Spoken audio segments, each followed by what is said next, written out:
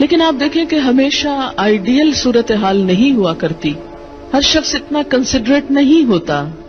لیکن اللہ تعالیٰ نے عورت کو جہاں شوہر کو باہر کی مشقت دی نا، کتنی مشقت ہوتی ہے گرمی میں، دھوپ میں. مثلاً ہر شخص کا ایئر کنڈیشن آفس تو نہیں ہے کہ وہ وہاں بیٹھ کے کام کر رہے ہیں. بہت سے مرد سڑکوں پہ سڑکیں بنا رہے ہیں دھوپ میں کھڑے ہو کر، کچھ کھیتوں میں کام کر رہے ہیں، کٹائیاں کر رہے ہیں فصلوں کی، کوئی اور مکان بنا رہے ہیں، دھوپ میں کام کر رہے ہیں. تو مرد اگر سارے دن کی باہر مشقت کرتا ہے تو وہ بھی ایک پینفل کام ہے، اور اس نے محنت کی اور بیوی کے لیے سارا آرام فراہم کیا، کھانا پینا باقی ضروریات. اب اگر بیوی کو اس کا مطالبہ پورا کرنے میں تھوڑی تکلیف ہو رہی ہے تو کیا ہوا کہ موڈ نہیں ہے، دل نہیں مان رہا تو کیا ہوا، نہ صحیح.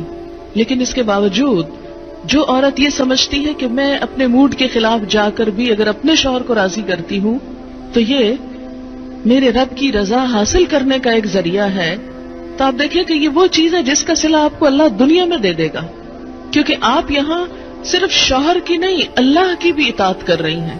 کیونکہ ایک مسلمان عورت کو اس کے رب نے یہ حکم دیا ہے. اور اس میں وہ حدیث آپ نے سن رکھی ہوگی، اور عورتوں کو سنانے میں بڑی مشکل پیش آتی ہے مجھے ہمیشہ، اور عورتیں ایک دم اوفینڈ ہونے لگتی ہیں.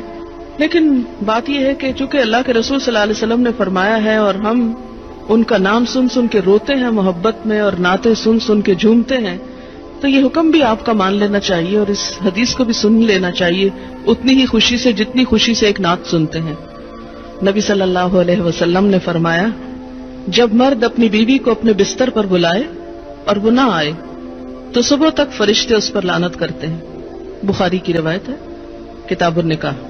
ٹھیک ہے اس میں کہ اگر بیوی بیمار ہے یا اسے کوئی ایسی تکلیف ہے یا کوئی جینوئن ریزن ہے تو اس میں اللہ تعالیٰ اتنے بے رحم نہیں ہے کہ وہ دیکھ رہے ہیں کہ ایک عورت بخار میں پڑی ہے اور اس کا شوہر اس سے مطالبہ کر رہا ہے اور عورت نے نہیں مانا تو اس پہ لعنت بھجوانی شروع کر دی جائے. نہیں، یہاں ایک نارمل حالات کی بات ہے کہ ایک عام حالات میں ایک عورت اگر اطاعت نہیں کرتی یا بات نہیں مانتی. پر اسی لیے ایک اور حدیث ہے، حضرت ابو ہریرہ کہتے ہیں کہ آپ صلی اللہ علیہ وسلم نے فرمایا، اگر عورت کا خاوند اس کے پاس موجود ہو تو وہ اس کی اجازت کے بغیر نفلی روزہ نہ رکھے. تو گویا شوہر کی اطاعت نمبر 1 عام روزمرہ زندگی کے کاموں میں کوآپریشن، اطاعت بمانا کوآپریشن ہے. طوعاً کا مطلب ہوتا ہے خوشی سے کام کرنا.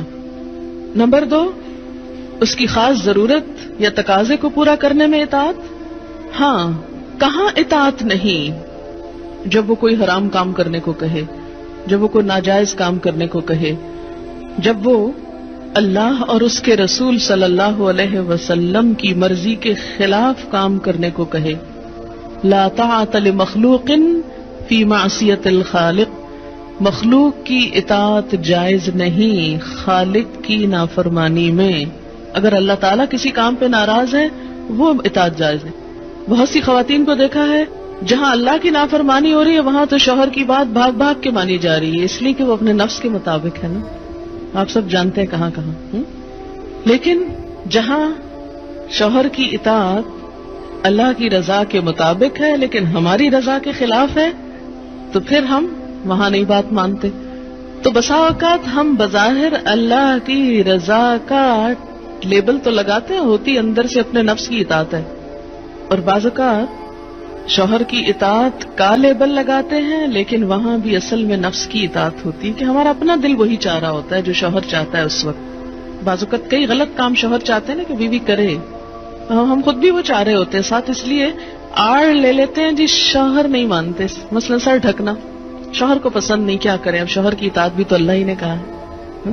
یہاں شوہر کی ہم 100% اطاعت کو تیار ہو جاتے ہیں کیونکہ اندر سے اپنا دل جو ساتھ ہے. لیکن جب رات کو شوہر بلائے وہاں اپنا دل نہیں، لہذا چاہے اللہ تعالیٰ کتنا ہی فرمائے سب اطاعت بھول جاتے ہیں.